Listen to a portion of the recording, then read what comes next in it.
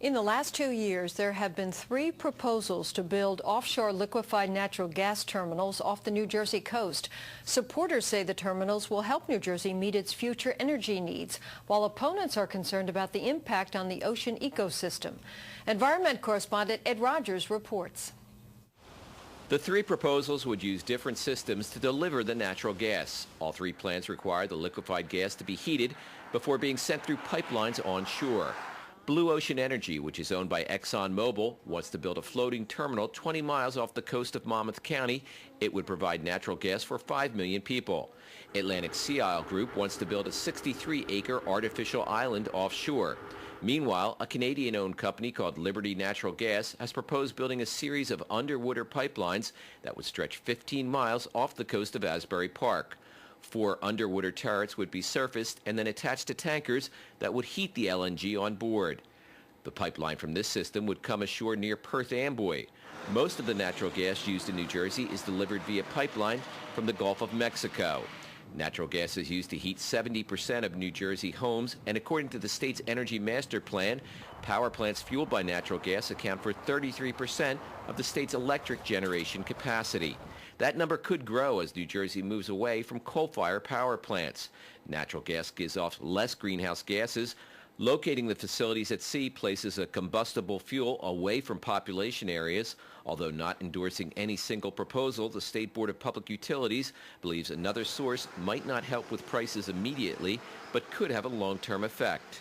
Diversification is a good thing. Obviously, we as the government want to make sure that safety is a consideration, the environmental considerations are taken account of.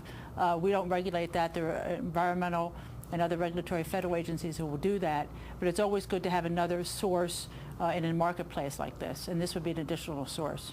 The Sierra Club says the pipeline terror proposal is the least environmentally problematic, but ocean advocacy groups oppose all 3 plans, saying they are worried about the impact on the marine environment. They also point to security concerns and question the emission savings. When you put it into liquid form and you ship it across the ocean and you heat it back up, it drastically increases the CO2 emissions by 20 to 40%. So you're taking away the few benefits there are to it when you get it in the form of LNG. Liberty Natural Gas officials who plan to use the submerged pipeline system say the transfer tankers use the latest technology to avoid any releases. These ships, which process the gas on board, are in a closed-looped system, as it's referred to. Doesn't use water, doesn't use the air from the local atmosphere, reduces emissions by 98%.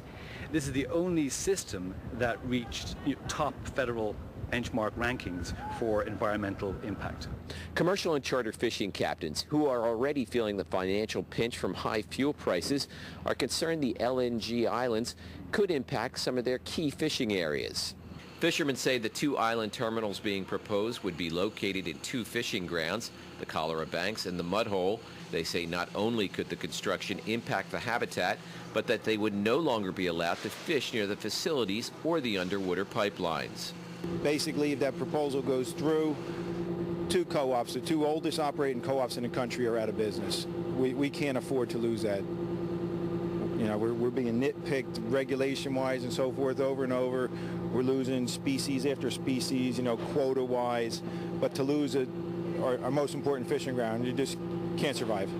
Blue Ocean Energy officials say they haven't determined the precise location of their floating island terminal, which fishermen fear will impact the Mud Hole. Liberty Natural Gas officials say they have made no final site decision. We've opened our office here in Asbury Park with a view towards explaining our project, but also getting some feedback from local fishermen and everyone else as to exactly where the hot spots are for local fisheries to make sure that we route our pipeline accordingly. It's really just a pipeline. It's a 36-inch diameter pipeline. So it should be workable, and we expect to come up with a project that fishermen and local residents are very happy with. The Atlantic Sea Isle Group declined comment for this story. That company is engaged in a lawsuit over New Jersey's right to be part of the review process as an adjacent coastal state. All 3 proposals still require state and federal approval. It's also not clear whether the market for natural gas will require the need for all 3 of these terminals. The State Board of Public Utilities says New Jersey needs only 1 facility to meet its demand. Ed Rogers, NJN News, Point Pleasant Beach.